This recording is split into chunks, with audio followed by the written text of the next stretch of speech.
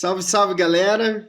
Tudo bem com vocês? Eu sou o Morra e eu tô aqui hoje para apresentar a segunda edição do Ludus Experts, programa novo aqui nas nossas redes, no qual a gente vai conversar com pessoas importantes da cena eletrônica e, mais do que isso, profissionais com quem a gente já teve a felicidade de trabalhar e que vão compartilhar reflexões e experiências com todos vocês.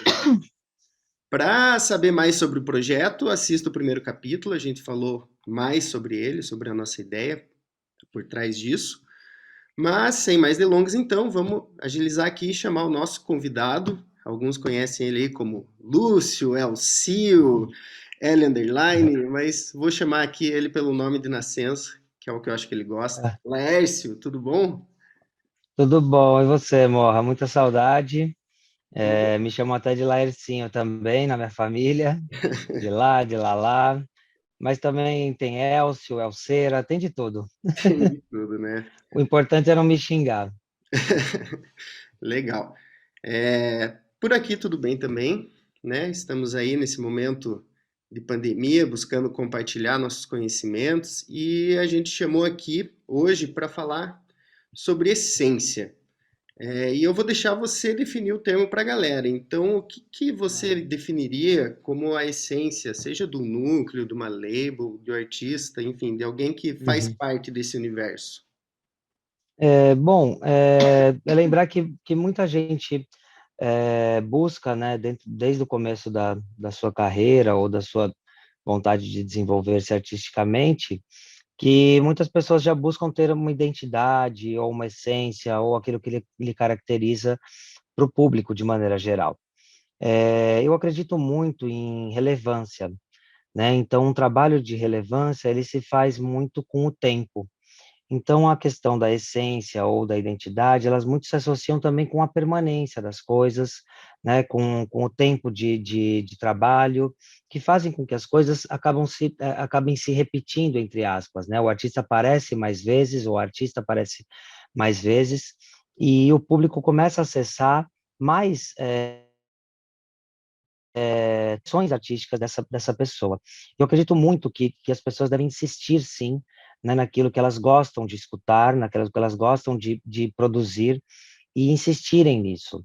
Né? Eu tive uma passagem, né, por conta da minha carreira mesmo, né, de só fazer live e de ter um som, né, considerado muito autoral e autêntico, mas ele só foi reconhecidamente dito como um som com identidade ou com essência depois de um certo tempo. Obviamente, as pessoas reconhecem isso no começo, mas reforçam com o passar do tempo, com a jornada artística de cada pessoa. Mas eu acredito que os núcleos também têm isso, né? Então, eles começam com pessoas. Essas pessoas têm a sua essência, sua identidade ali exposta, e com o passar do tempo ela vai sendo elaborada.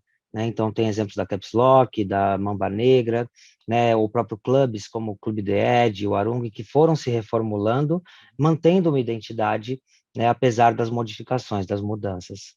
Sim. Então, diria que é importante a perseverança, né? E Exato. a consistência ao longo do tempo, né? Exato, eu acho que não é uma insistência de dar murro em ponta de faca, né? Mas é uma insistência em realmente de expressão. Quando a gente quer falar algo, quer ser ouvido, ouvida, a gente, né, tenta várias formas de se expressar. E a música é uma forma de expressão. Então, quanto mais a gente conseguir se expressar, né, com a nossa forma de linguagem, né, musical, ela vai ser cada vez mais autêntica. Claro que com o passar do tempo a gente evolui tecnicamente, né? Então não dá para ficar pensando só em estética, mas em técnica também. Sim, com certeza. Essa coisa Né? aí da essência, né, da identidade, é algo difícil de definir, mas fácil de sentir, né? E as Sim, pessoas acabam seguindo as marcas ou os artistas por identificarem com a essência deles, mas muitas vezes sem nem ter consciência disso, né? Você acha que tem exato. algum aspecto espiritual, subconsciente, que faça com que as pessoas encontrem as festas, os coletivos e os artistas, entre aspas, certos Eu, para eles?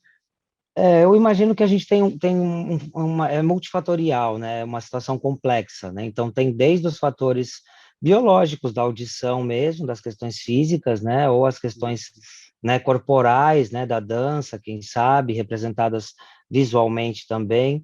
Então, é um complexo de informações que chegam às pessoas e que as conectam. Né? Então, eu tenho uma experiência muito rica. Eu acho, claro que o aspecto espiritual, obviamente, está integrado nisso, né? Assim, eu já tive uma experiência muito rica com música relacionada, né, a pontos de Umbanda, com o Bimind, que é um artista de Atibaia, em que a gente fazia um live todo voltado para isso. Mas eu acho que as pessoas encontram a nossa música por várias formas, né? Então, eu conheci um artista que chama Toto Chiavetta, que conheceu meu trabalho por causa da capa de um disco meu, né? E depois acabou conhecendo minha música. Tem pessoas que ouviram na casa de alguém alguma coisa do Chico Buarque e foram buscar depois a minha música autoral. Então, existem conexões muito ricas, né? Muito sutis também, né? Então, eu acredito muito na sutileza, né? Então, por exemplo, tem uma coisa que é muito explícita, que é a flauta, mas eu a utilizo com sutileza, né? Então, dificilmente você vai me ver tocando a flauta por um live inteiro. Então, Uhum. são os poucos momentos sutis, né, no caso, que fazem com que aquilo também tenha grandeza. E muita gente acaba acessando isso, né? Então, esse momento único, né, na pista, às vezes. A pessoa às vezes está uma hora ouvindo você e não prestou muita atenção, mas às vezes uma sutileza também faz com que ela tenha esse contato mais, entre aspas, espiritual ou mais completo mesmo, né, na sua essência, né? Então, realmente da integração do som com a pessoa.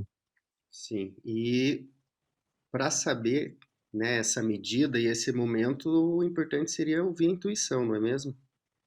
Sim, eu acho que além da questão da intuição, né, de você realmente se conectar com a pista, existe o aspecto prático, né, para você se conectar com a pista, é interessante você estar lá antes, né, numa festa, quando você for tocar, Sim. quem sabe, ou quando você for a uma festa, estar aberto à audição mais ampla, né, das coisas, não ficar esperando exatamente o que você foi ouvir, né, então tem muita gente que vai ouvir algum artista ou alguma artista já esperando ouvir tais músicas, e às vezes fica só nessa expectativa e não dá atenção devida, quem sabe, a construção da narrativa do set, né? Então, é claro que essa sutileza, ela perpassa essas energias que estão em torno da festa, né? Então, toda a preparação da festa, vocês trabalham com os eventos, as pessoas que estão envolvidas na montagem do evento, né? Em quem vai fazer o som, nas pessoas que foram convidadas, na maneira como foi divulgado, então, tudo isso emana energia, né, no sentido físico e espiritual, quem sabe também,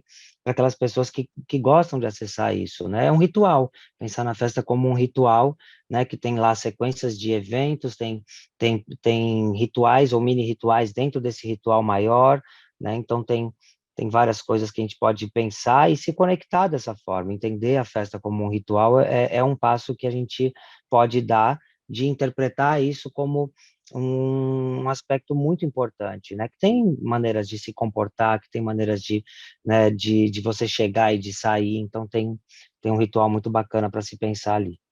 Legal. Você faz e até já fez parte de alguns coletivos importantes aí da cena brasileira, né? E eles Aham. têm cada um uma particularidade, né? Eles não são iguais entre si, mas com certeza têm algo em comum, que é o que conectou a sua essência deles um dia, digamos assim, né? Sim, sim.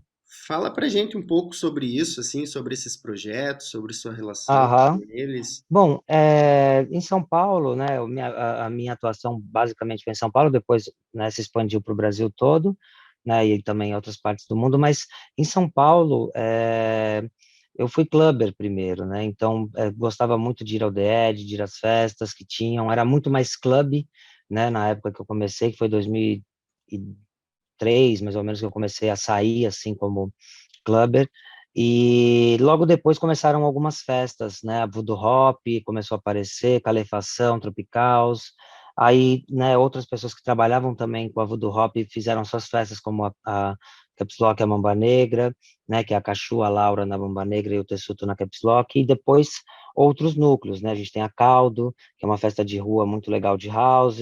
Bom, e a minha conexão foi por estar ativo, né? Não só como clubber, mas também em 2011 eu já fazia festas, né? Fiz uma festa, né, com mais oito, 9 artistas de visual e de som, e que durou um ano, assim, e que lá eu me conectei com mais gente, e em todas as minhas relações eu percebi que a subversão é muito presente, né? A subversão não no sentido político só, mas no sentido das ideias, né? De subverter um sistema de ideias.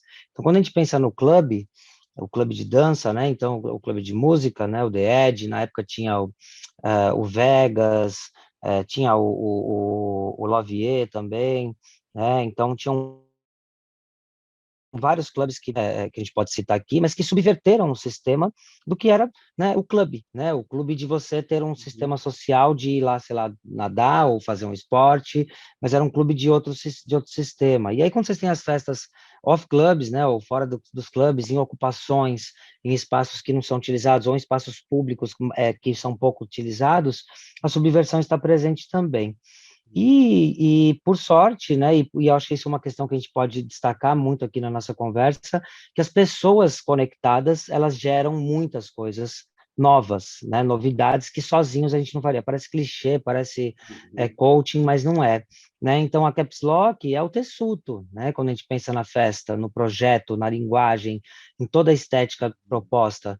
Porém, tem os residentes, né? Tem lá a Belisa agora, tem a Dui, tem eu, tem a Ela Devuono, tem o Stroca, e essas pessoas, dentro do seu sistema, também são subversivas na estética de som, na proposta de comunicação, na proposta de apresentação, quem sabe. Então, existe uma linguagem por trás de tudo isso que não é só política, que não é só ideológica, mas que subverte uma lógica presente, né? Então, acho que a subversão, ela resume bem, né, o porquê que eu me conectei, porquê que eu ainda me conecto com projetos subversivos, né? Então, dentro da pandemia, desenvolvi um live audiovisual totalmente inédito junto com a Sala 28, que subverteu a tecnologia que a gente utilizava para apresentação ao vivo e que foi todas elas canceladas. Então a gente também acaba sendo subversivo nos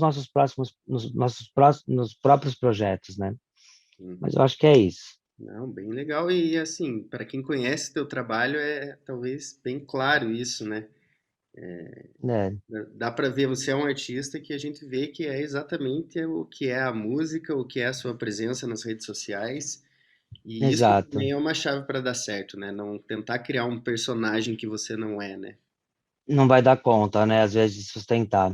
É Hum. claro que existem cases, né, existem amigos próximos e amigas próximas que têm estratégias de se promover, estratégias para desenvolver a própria carreira também, pautados em alguma linguagem, algum tipo de estudo de mídias sociais ou de carreira, mas uma coisa não exclui a outra, não tem melhor e pior, tem maneiras de utilizar essas ferramentas. É claro que o Instagram, se você está no Instagram, ele é um caos, assim, ele não é um Instagram planejado. É claro que o conteúdo que está ali é o conteúdo que eu produzo, que eu planejo, mas eu invejo, até, invejo no bom sentido, tá? Eu admiro muito, admiro é melhor, mas eu admiro muito Instagrams que são muito bem articulados. Eu vou dar um exemplo da Blanca.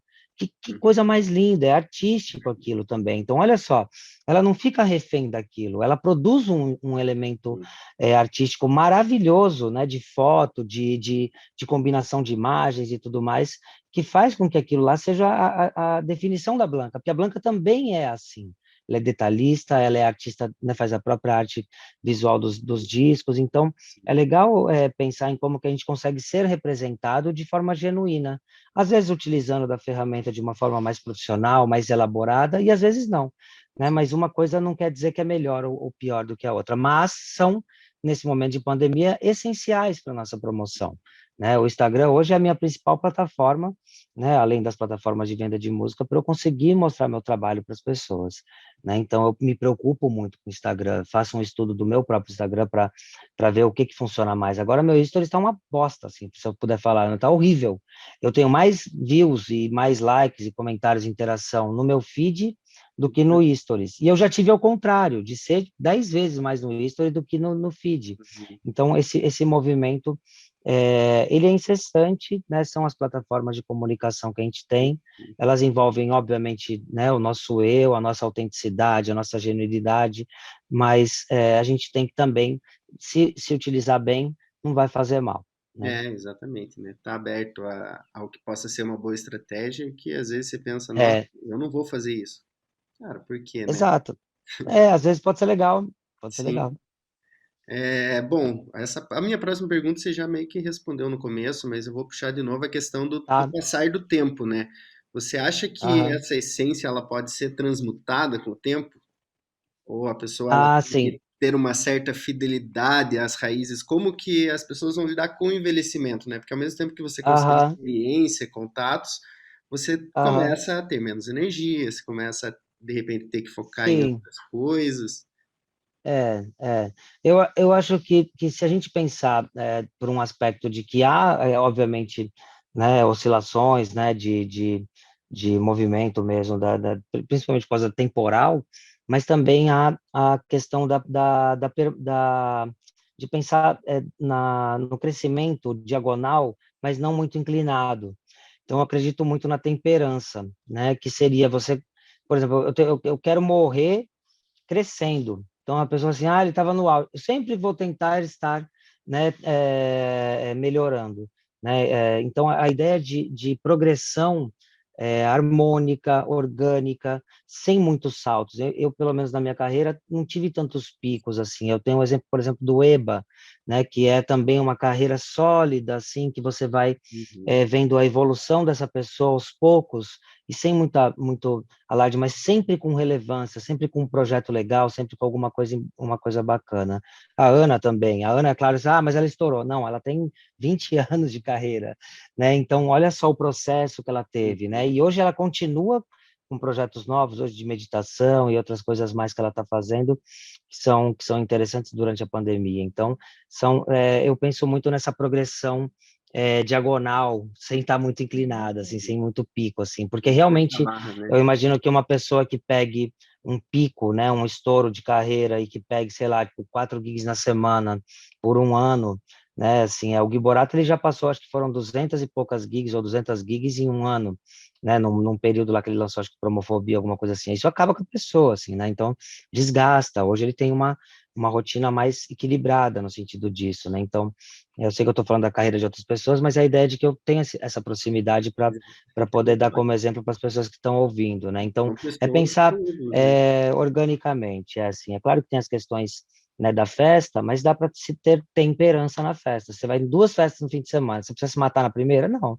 né? Você vai poder se matar na segunda, não, então, você tem outros fins de semana, né? Então, a ideia é de pensar que sempre vai ter coisas para fazer, né? E fazer com calma, fazer com dedicação ao mesmo tempo, com seriedade, né, e com persistência no sentido de você tentar fazer com que as coisas aconteçam e permaneçam, né, que é uma coisa difícil de fazer. Dar um passo de cada vez para conseguir dar todos eles, né? Exato, e tentar deixar uma marquinha em cada um do que se deu ali, Uhum. para conseguir voltar se precisar. E além de tudo é mais satisfatório, assim, né? Porque cada passo é uma alegria. Agora, se você dá aquele Exato, estouro para você conseguir manter o nível de satisfação, depois exato, é exato. difícil, né? Psicológico. Exato. Isso é muito legal, porque as conquistas, pensando na minha carreira, desde o comecinho da carreira, desde o primeiro EP, eu lembro da minha empolgação, foi em Net Label, que pouca gente conhece, foi coisa de 2002, assim, que não tinham os labels eletrônicos, assim, digitais, perdão, e era de graça, assim, então o FIC, que é do Arquipel, ele tinha Net Label e tal, e eu Uhum. comecei a lançar, e foram a mesma sensação que eu tenho hoje, de lançar coisas maiores, assim, eu tive naquela época. É claro que a gente não tem dimensão do que a gente conquistou naquela época, e acha que é grande. Eu olho para aquele na Tilebo da puta, foi pequeno, mas eu tenho essa música no Spotify até hoje, não tenho vergonha disso, né? Porque mostra Uhum. processo também. E eu acho que são conquistas que às vezes a gente não tem noção do tamanho delas também. A gente vai se dar conta às vezes depois, né? Assim, as coisas vão acontecer. Eu tive o privilégio de ganhar o último prêmio, o penúltimo prêmio que teve do BRMC, que eles ainda premiavam, né, por categorias. Eu ganhei um ano, acho que foi 2015, 16, de melhor produtor no entre aspas, do Brasil na época, né? Lá Uhum. tinha o Ebo, tinha a Ana, tinha acho que o Gui Borato, o Alok, não sei, tinha uma galera, assim. Eu nem tava lá, pra você ter uma ideia, porque eu não imaginava que eu sabia que era indicado, mas não sabia que era. E ganhei. Aquilo lá foi um turning point da minha carreira, mas não foi um turning point que foi assim, agora o Laerte toca em todas as gigs do Brasil. Não, foi uma coisa planejada, né? É claro que o cachê aumentou, mas não foi uma coisa assim, tipo, agora é o dobro e sem conversa. Não, foi uma coisa que foi agregada à minha carreira e que hoje, mas, puxa, e agora? Você nem é o melhor produtor do Brasil agora é a Ana, né? Sei lá, tipo, sei lá, alguma coisa assim. Eu não me sinto assim, eu sinto que na época foi uma coisa super legal. Hoje, eu nem acredito em premiação, e se tivesse um prêmio desse, eu ia ficar feliz, óbvio, mas é um outro momento. Então, hoje a minha conquista são lançamentos para esse ano, então vou lançar com Robert Owens. Nossa, estou ansiosíssimo para lançar com ele, já está pronto tudo, com remix do Luciano. Tem lá um remix do Francisco Tristano para mim, num outro EP pelo Cocada, que vai sair também. Então, são conquistas para esse ano possíveis, né? Então, é viver feliz, dentro do impossível, no caso. Legal, legal. Muito bom o É, nosso papo aqui. Vou encerrar, obrigado, porque não é amigo. para ser muito longo, mas foi muito Ótimo. rico. Agradeço aí. Se Obrigado. tiver mais alguma coisa que você queira falar, uma palavrinha aí para o pessoal. Só agradecer muito as pessoas que estão aqui escutando, agradecer você também pelo convite, espero que tenha agregado um pouquinho na carreira de cada uma de vocês. Dei Valeu, tchau aqui, então. mas não tem câmera. Obrigado aí, pessoal, e em breve a gente está de volta para mais um Ludus Experts. Valeu! Valeu.